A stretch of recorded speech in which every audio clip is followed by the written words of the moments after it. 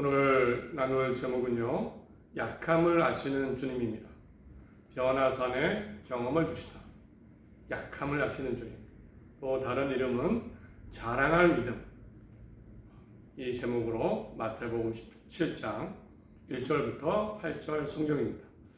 오늘 상황은요, 예수님께서 제자들 중에 베드로, 야고보, 요한 이 세 사람을 데리고 높은 산에 올라가셨을 때 있었던 일입니다. 엿새 후에 1절입니다. 예수께서 베드로와 야고보와 그 형제 요한을 내리시고 따로 높은 산에 올라가셨더니, 이때 예수님이 변화했다고 해서 이때를 변화산 사건, 변화산에서의 사건 이렇게 부르기도 합니다.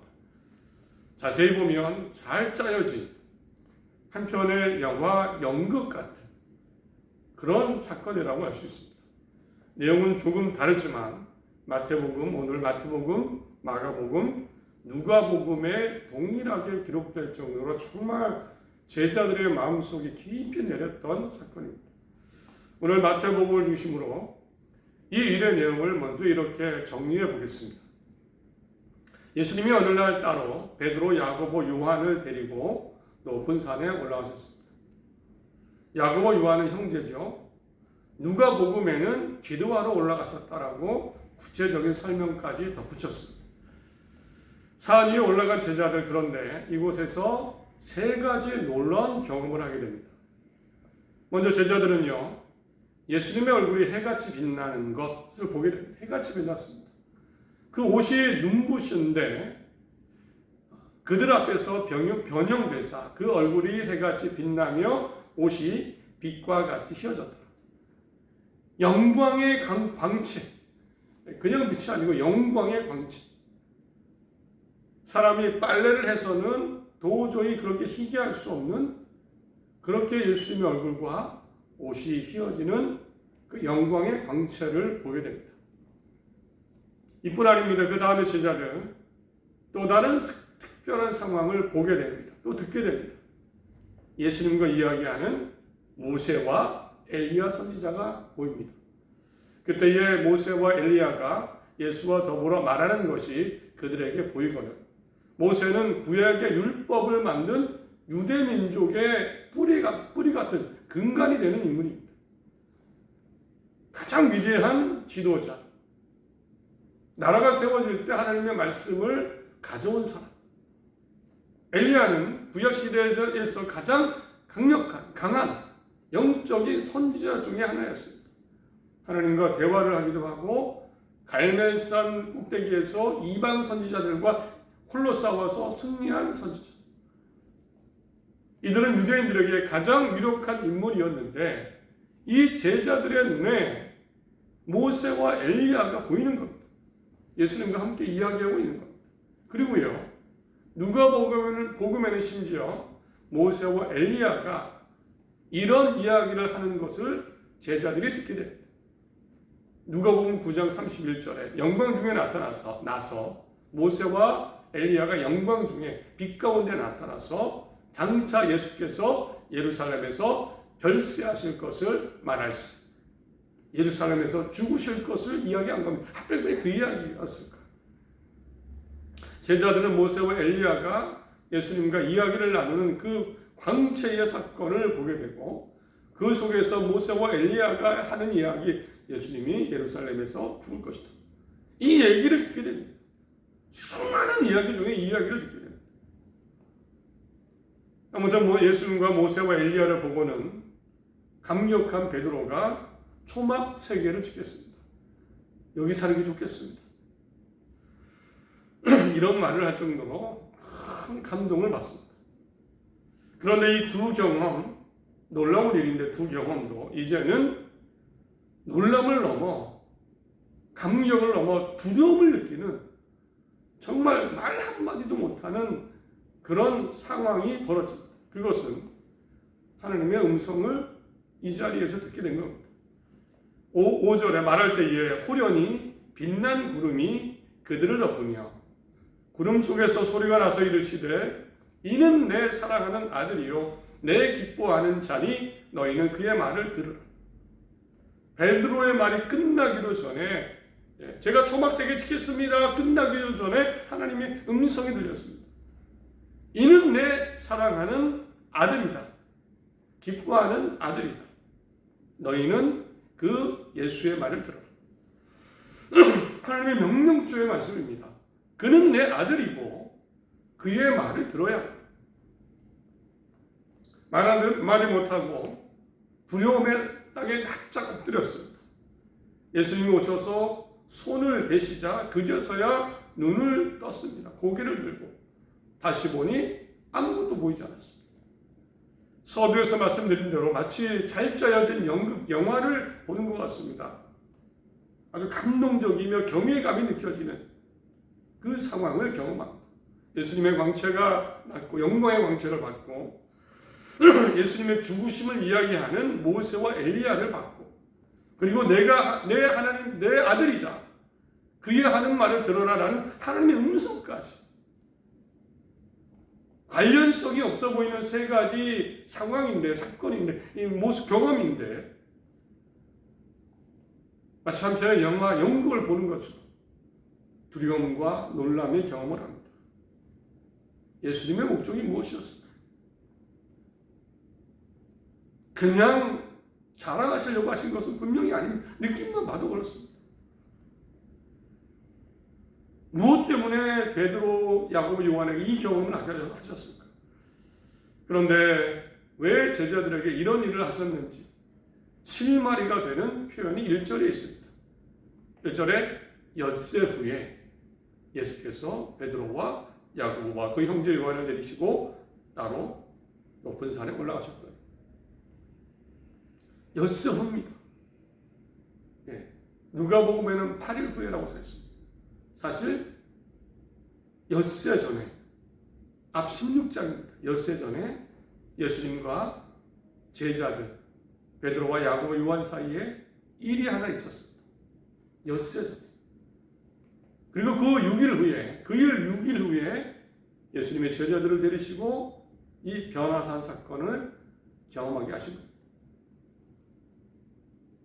오늘 변화산 사건을 경험하기 전 예수님의 제자들 사이에 있었던 6일 전에 있었던 일, 마태복음 16장에 나오는 그 일의 시작을 말씀드립니다. 그 일의 시작은요, 변화산 사건의 시작이기도 하죠. 한 가지 예수님이 제자들에게 묻는 것으로 시작되었습니다. 16장 13절에 예수께서 빌립보 가이사랴 사방에 이르러 지방에 이르러 제자들에게 물어 이르시되 사람들의 인자를 나를 누구로 하느냐. 제자들이 얘기합니다. 세례 요한, 엘리야 또는 예레미야 선지자 중에 하나라고 예언자 중에 하나라고 얘기합니다. 그런데 예수님 또 물으셨습니다. 그러면 너희는 나를 누구로 하느냐. 그때 가장 먼저 자신있게 대답한 사람이 있습니다. 베드로입니다. 16절 보면 시몬 베드로가 대답하여 이르되 주는 그리스도시요 살아계신 하나님의 아들이시니. 정확한 고백을 합니다. 주는 그리스도 구원자시요 구약성경에 약속된 구원자 그리스도이시며 하나님의 아들입니다. 이렇게 보니까 베드로는 변화산 사건 전에 예수님에 대해서 하나님의 말씀을 음성을 듣기 이전에 그는 내 아들이다. 이 음성을 듣기 전에 주님은 하나님의 아들이십니다. 이 고백을 먼저 했습니다. 16절. 이미 베드로는 예수님에 대한 구원자의 믿음, 하나님의 아들이라는 믿음이 있었던 겁니다. 자신 있게 먼저 고백했습니다. 주는 그리스도시요 하나님의 아들이십니다. 이런 베드로의 말을 들은 예수님 크게 칭찬하셨고 만족해하셨습니다. 예수께서 대답하여 이르시되 바요나 시몬아 내게 복이 있도다. 이를 내게 알게 한 이는 혈육이 아니요 하늘에 계신 내 아버지시다. 이 지식은 내 스스로 얻은 것이 아니고 하늘에 계신 내 아버지께서 너희에게 주신 것이다. 너희에게 주신 것이다. 주목할 것은 또 여기 보니까 베드로는 변화산에서 하나님의 음성을 들어서 알기 이전에 예수님이 하나님의 아들이라는 것 음성을 듣기 이전에 이미 예수님의 표현에 의하면 이미 이전에 하나님께서 베드로에게 하나님의 아들이라는 것을 알려주셨습니다. 이미 그 고백을 했습니다. 이미 알아서 이것을 알게 하시는 이는 하나님이시다. 그래서 사실 베드로는요, 변화산 사건이 굳이 필요 없어 보입니다. 저는 그리스도시요, 하나님의 아들이시는 거 고백했고, 하나님을 통해 하나님의 아들이라는 것도 깨닫고 있었습니다. 굳이 변화산 사건이 필요 없습니다. 그런데요, 여기가 끝이 아니고 베드로, 한순간에 베드로의 구원자 하나님의 아들이라는 믿음이 사라졌습니다. 그것은 예수님이 앞으로 내가 구원자 하나님의 아들인데 어떤 일을 할 것이다 라고 그 비밀을 알려주셨을 때입니다. 곧 예수님이 내가 고난받고 죽었다가 3일 만에 살아날 것이다.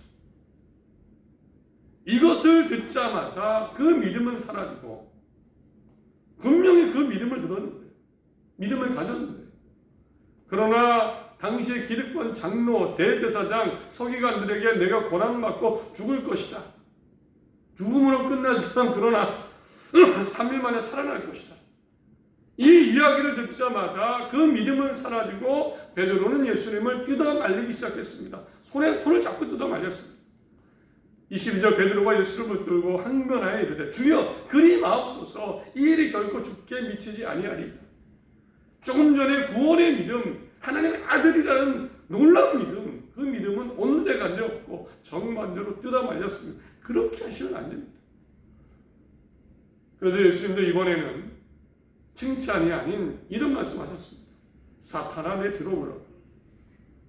너는 나를 넘어지게 하는 자다. 내가 하나님의 일을 생각하지 아니하고 도리어 사람의 일을 생각한다. 예수님은 베드로에게 사탄이라고 하셨습니다. 이제 하나님의 일이 아니라 사람의 일, 어쩌면 사탄의 이야기를 하는 것. 사실 베드로의 마음이 순식간에 바뀌었습니다. 하나님이 알게 하신 그것이 있는데, 알게 하신 그것을 떠나서 사탄이 알게 하는 그 생각을 가졌고 하나님의 일에서 사람의 일을 생각하는 그 모습이 나타났습니다. 그리고 그러면 왜 이렇게 베드로가 한순간에 바뀌었을까요? 예수님은 하나님의 아들이시고 구원자시고 이 고백을 했는데 왜 한순간에 예수님이 고난받고 죽을 것이다, 부활할 때 이 얘기 듣고 왜 바뀌었을까요? 예수님은 그 이유도 아셨습니다. 16장 25절 26절에 이런 표현을 반복하셨습니다. 누구든지 제 목숨을 구원하고자 하면 잃을 것이요, 누구든지 나를 위하여 제 목숨을 잃으면 찾으리라. 사람이 만일 온 천하를 얻고도 제 목숨을 잃으면 무엇이 유익하리요? 사람이 무엇을 주고 제 목숨을 바꾸겠느냐. 예수님은 생명, 목숨 이야기를 4번이나 하셨습니다. 사실 베드로, 나도 예수님처럼 고난받는 건 아니야. 나도 예수님처럼 죽는 것은 아닐까. 자기 일, 사람의 일을 생각했던 겁니다. 변화산 사건의 탄생의 이유죠. 믿음은 있는데, 하나님께 아는 지식도 있는데 흔들렸습니다. 그리고 사라졌습니다. 내 생명, 내 목숨, 내 일 생각하다 보니까 그 믿음을 지켜내지 못했습니다. 그래서 변화산 사건, 그 영화 같은 사건을 다시 한번 보여주신 겁니다. 요약해 보면 이제 드디어 베드로는 구원자 예수님, 하나님의 아들 예수님을 고백하게 되었습니다. 자신 있게. 이 지혜, 이 지식은 하나님이 주신 겁니다. 분명. 그러나 예수님의 구원의 길, 고난의 십자가의 죽으심을 듣고 나자 베드로는 두려웠습니다. 나도 죽는 거 아니야. 내 인간적인 생각이 들었습니다. 그래서 예수님을 뜯어 말렸습니다. 나도 망하는 거 아니야. 나도 끝나는 거 아니야. 내 인생 끝나는 거 아니야. 뜯어 말렸습니다. 구원자 예수님이라는 고백까지 했는데, 그러자 6일 뒤에 예수님은 제자 중에 베드로, 야고보, 요한 형제를 데리고 높은 산에 올라가셨습니다. 그리고 이곳에서 다시 한번 보여주셨습니다. 실제로 보여주셨습니다. 이 변화산에서 예수님이 하나님의 왕국 직무를 하시는 모습, 그렇게 표현하더라고요. 그 하나님 나라의 왕국 직무를 하시는 모습. 그 광경은 하나님의 나라에 일어나는 일이겠지, 당연히. 그리고 그곳에서 하나님의 음성, 특별히 베드로는 그는 내 아들이다. 예전에 알았던 그 이야기를 다시 듣습니다. 내 아들이다. 처음에 저는 이 말씀이 그냥 예술 말씀 잘 들어라 이 정도 수준으로 알았는데 자세히 보니까 특별히 이런 의미도 담겨 있었습니다. 예수님이 조금 전에 하신 말씀. 내가 고난받고 죽음을 당하고 그러나 3일 만에 살아날 것이다. 이 말을 받아들이라는 것. 그의 말을 들어라. 그의 말을 잘 들어라. 죽음의 길이 아니라 생명의 길이라. 너는 살 것이다. 그러니 그의 말을 들어라. 예수가 하신 말씀.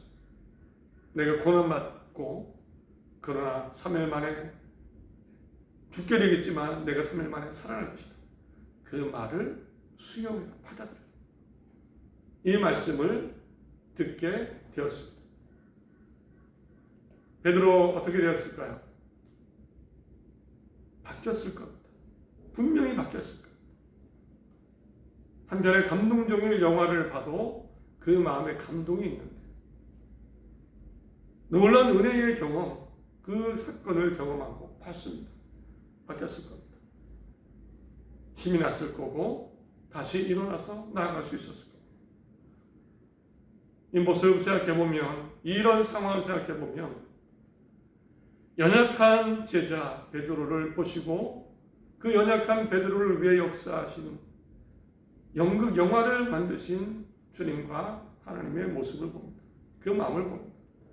결국 연약한 제자들, 믿음의 한계에 부딪힌 베드로를 사실 살리시기 위해서, 이렇게 세우시기 위해서 변화산 사건을 계획하신 하나님의 마음, 다시 그 말씀을 하시는 하나님의 마음, 그 연극에 출연하셨죠. 믿음의 한계를 보시고 다시 일으켜 세워주신. 히브리서에 이런 표현이 있죠. 4장 15절에 우리에게 있는 대제사장은 우리의 연약함을 동정하지 못하실 리가 아니에요. 동정하지 못하실 리가 아니에요. 우리의 연약함을 이해하지 못하는 분이 아니에요. 불쌍히 여기시는 분이다. 그 말씀이 확 마음에 닿습니다. 내 생명 걱정하고 사회 걱정하고 유혹에 빠지고 죄짓고 다시고 연약함을 아시고 안타까워하시는 예수. 그래서 당연히 우리를 위해 십자가에서 죽으셨겠죠. 죽으셨습니다. 변화사 사건은 사람의 한계를 아시고 사람을 일으켜 세워주시려는 우리 하나님과 주님의 계획과 그 사랑의 따뜻한 마음이었습니다. 우리 모두에게 적용해 봅니다. 이런 베드로의 신앙과 예수님의 모습, 하나님의 마음을 우리에게 적용해 봅니다. 먼저 우리 이 믿음을 가진 것, 정말 기적 같은 믿음을 가진 겁니다. 기적 같은 믿음입니다. 우리 예수님을 믿고 구원자를 믿고 부활을 믿고 우리의 부활을 믿는 것, 기적 같은 믿음, 자랑스러운 믿음입니다. 아무나 가질 수 없는 믿음. 솔직히 우리 생각해 보십시오. 이 믿음이 쉬운 믿음입니까? 이 믿음이 쉽습니까? 어렵습니다. 하나님이 은혜 주시지 않으면 진짜로 믿을 수 없습니다. 이 믿음 우리 지켜내야죠. 당연히 자랑해야 됩니다. 나도 이 믿음이 있습니다. 나도 믿게 되었습니다. 그의 말을 들으라고 하셨는데 우리도 듣고 받아들였습니다. 우리의 이 믿음 자랑스러워 하시고 자랑할 만한 믿음이다. 이 믿음으로 굳건히 지켜야 됩니다. 굳건히 지켜야 됩니다.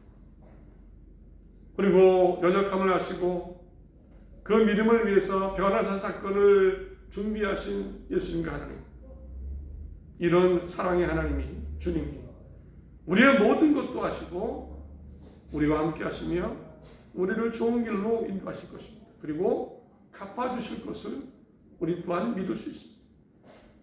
16장 27절에 베드로가 막 뜯어말리고 그러자 내가 살 걱정하고 사실 막막하죠. 그때 마지막쯤에 하신 말씀이 있습니다. 예수님이 제자들에게 두려워하고 살 걱정하고 살 수 있을 걱정하는 그들에게 인자가 아버지의 영광으로 그 천사들과 함께 오리니 그때 각 사람이 행한 대로 갚으리라. 우리의 믿음의 삶, 우리의 삶 행한 대로 갚아주신다. 반드시 100% 완전하게 갚아주십니다. 우리의 믿음을 지켜야 되고 하나님 나라를 바라보며 구원을 바라보며 바르게 살아야 되고 살아가며 그 가운데 겸손하게 자라가며 믿음의 길을 갈 수 있습니다. 다 갚아주시겠다. 정리합니다. 이제 고난주간 시작입니다. 사순절 시작입니다. 우리가 죽으심과 부활, 이 믿음 다시 되새기고 굳건히 하시기 바랍니다. 그리고 하나님이 다 갚아주실 겁니다. 다 갚아주실 겁니다. 더 믿음으로 사랑으로 승리하는 앞으로의 삶 다 되시기를 간절히 바랍니다.